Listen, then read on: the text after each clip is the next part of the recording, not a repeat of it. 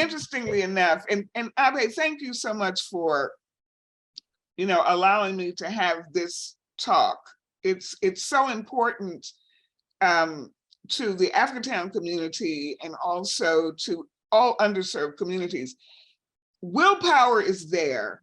The activists have done a heck of a job. They put together the neighborhood revitalization plan. Of course, that's two-dimensional, right? That's kind of maps and words. Right. My question was, well, what's it going to look like? What's it going to look like? So part of the convincing, and the reason I put the animations together, was to raise public awareness about how a design competition can be a tool that does a number of things, gets the entire world architectural community involved. Fantastic.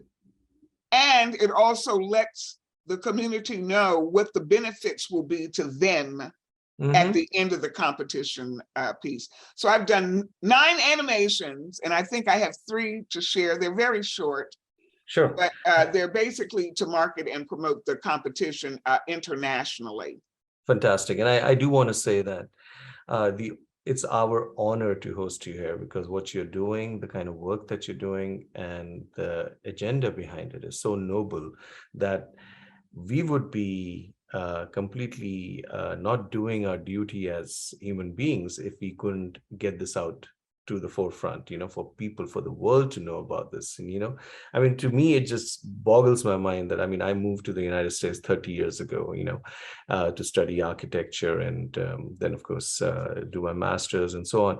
But that there is a community that we just got to know about in 2019 in this internet age, where if a football player or somebody does like one little thing, they know about it in a second. But this is like a seriously important topic which is only coming to light now. So there's an aspect of it which just kind of baffles me, but there is an aspect of it which is also kind of understood on why it was kind of suppressed, etc. And it's really, the onus is upon us to get the word out.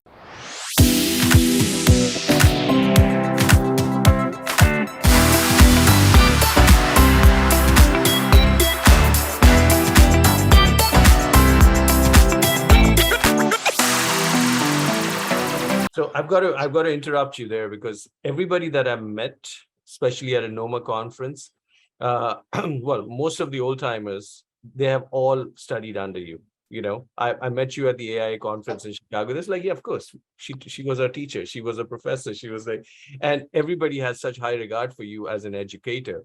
And I also want to ask you one quick thing, that 100 villages that you documented in Ghana, that all of that work showed up in the book that Paul Olivier was doing on the opus that you described, or is that also a separate manuscript that exists somewhere? It's a separate manuscript. I wrote 5 chapters from him on very specific topics dealing with mud as a material, mud as a form giver. That's what I did for the encyclopedia. The other part of the research ended up becoming my thesis at Syracuse, and there was an interesting segue. The material for me became very political at the end of the day. I went into it, the investigation, originally for aesthetic reasons, but I came out of that experience basically asking, why was it that African cities and villages could not become self-sufficient in terms of the provision of housing for their own people, using local and indigenous material? Because Ghana at that time was spending so much money importing foreign materials. Yeah, okay, yeah. So the research really ended up dealing with the politics of planning in traditional cultures that are trying to keep up with the Joneses in the West. Fabulous. So that's how I use the material. I use the material politically to make a case for Ghana working more closely with Kumasi University and their Building Research Institute, who was researching ways in which the mud buildings could actually be sustained over time. They always argue because of rainy season, you know, the mud would deteriorate. But at that time, Kamasi was doing some incredible research on the preservation of traditional architecture, where they were boiling the skin of plantain and using that wax as an exterior rub that would literally, you know, prevent the houses from melting during rain. A little anecdote that while you were in the stint of yours, that when there was a submission for the Holocaust Museum, that the way they structured their proposal was very, very interesting. Could you shed a little bit of light on that? Because that has a direct connection to what we're going to talk about in a few minutes, right? Which is Africatown. You have an astounding memory. You really do. Oh, right. Okay. Well, at the endowment, one of the first grant applications that I was called upon to review was from the Committee for the Holocaust Museum in DC. This is before the museum had been built. And so even before opening that application, I said, okay, all right, the Holocaust Committee wants $50,000 to hire an architect to start doing preliminary plans. I thought that, and then I said, now let me open the grant and see what they want. Right. And the first thing that they said was, we want $50,000, but it's not to hire an architect or a designer for the museum. I was like, yeah. Then what do they want the money for? They wanted the money to hire psychiatrists and psychologists from the National Institute of Mental Health, so that these people, this discipline of psychology, could begin to inform how they would program this trauma that had happened to their people in a way that would not create a Rocky Horror show in a museum setting. So in many ways, the psychiatrists and psychologists who had studied the impact of trauma, who had looked at the history and the artifacts left behind, they were the first programmers for that museum, which is why the museum has such an emotional impact on the visitor, more so than any other museum in the world. So that's a very important, you know, page to tear out of our books in terms of the design of museums for hard history. We might do well to bring psychiatrists and psychologists into our discipline to help us re-explain and interpret our stories. Beautifully put, beautifully put. I mean, to cross-pollinate with them, to re-examine, reinterpret, and, you know, utilize that analysis as architectural tools for, you know, creating better designs. I think, I wish there would be more of it, because that when you told me that story, I've been thinking about it ever since, and saying that every project which is connected to the underrepresented sections or the communities that, like the Africatown community that is being kind of brushed under the carpet, and, you know, we're trying to shape a narrative which is not really addressing the root issues, right?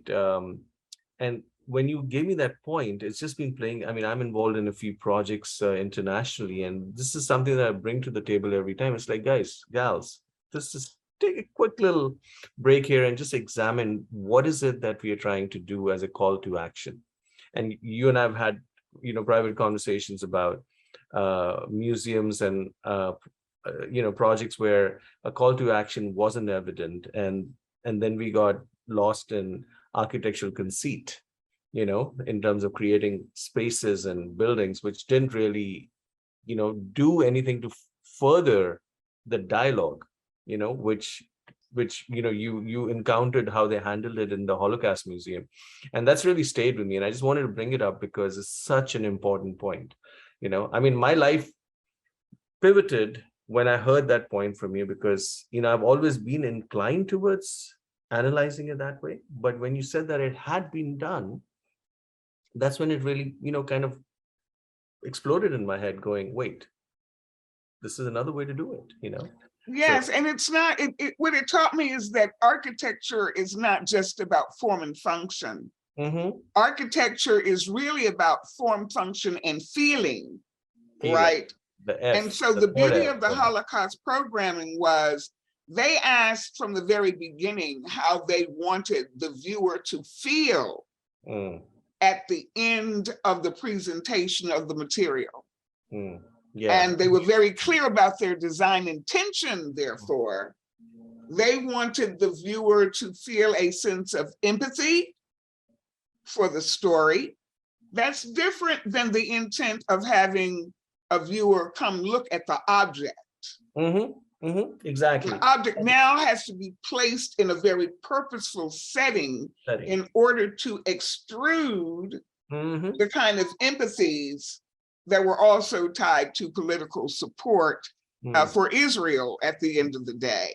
They wanted the viewer to be so very impassioned about the story that there would be a call to action after the viewing of the artifacts and the exquisite installations, that were done there. So that had a big impact on the way that I had practiced design for the, my entire career, to be quite frank. Yeah. Fantastic.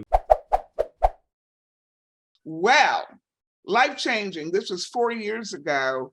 I did go to Africatown. The first place that she took me to was the historic cemetery at Old Plateau. And I literally got down on my knees and cried. It's the first time I had been to an African burial ground where names were in an African language as well as in English. So it's the first time that slavery became very real for me. It's different when you go to an African burial ground and oftentimes there are no headstones, people are not named. And if they are named, and if there are headstones, it's always an English name. But to think that this particular place on the Gulf of Mexico had still a remembrance of the names of the people who got off of the Clotilda ship with their African names, and then they died in this country with English names. Now, as a cultural geographer, my heart is now into further investigating this story. So that's how I first got to Africatown, the cemetery visit. And of course, we also, aside from the architectural history, there's the cultural political history. If you saw the movie Black Panther, picture all the way on the right, the Black female generals with the balded heads were a spinoff of the Amazons from Dahomey, which are shown in the picture to the left. These women from Dahomey were very fierce warriors. These are the women that actually captured the Clotilda Africans and had them sold on the coast of Benin in the city of Ouida. And so if you go see the movie, and I hope that you do, Woman King, the Woman King movie is about these women. The people in Africatown don't feel too comfortable about this Woman King story because they realize that these are the women that sold them into captivity. But the story is worth seeing as one element of the international slave trade story. Interestingly enough, the 13th Amendment emancipated the slaves, but the 14th Amendment gave the emancipated slaves American citizenship and also the ability to buy land, but that did not apply to the Clotilda Africans because in order for the 14th Amendment to apply, you had to have been born in America. And of course, the Clotilda Africans were born in Africa. So they had to become naturalized citizens in order to even buy land to create Africatown. I love those key animations, and I would urge the viewers to go to her website, see the others, just see the amount of information that's there besides the lovely music. I love the beats, but spatial justice, community repair. When you as a designer, the architects and designers who are listening, when you wonder, if it's only about my form and function and conceit and, I got to build it bigger and better than the other, think about what Renee is doing. Yeah, because there is so much power in actually helping communities, listening to them first, contextualizing the responses. And spatial justice, community repair, using design to do that. It's just so much goodness in all this that we must have you back, Renee. We will continue these discussions. This has been a wonderful discussion, part 1. Part 2 coming soon.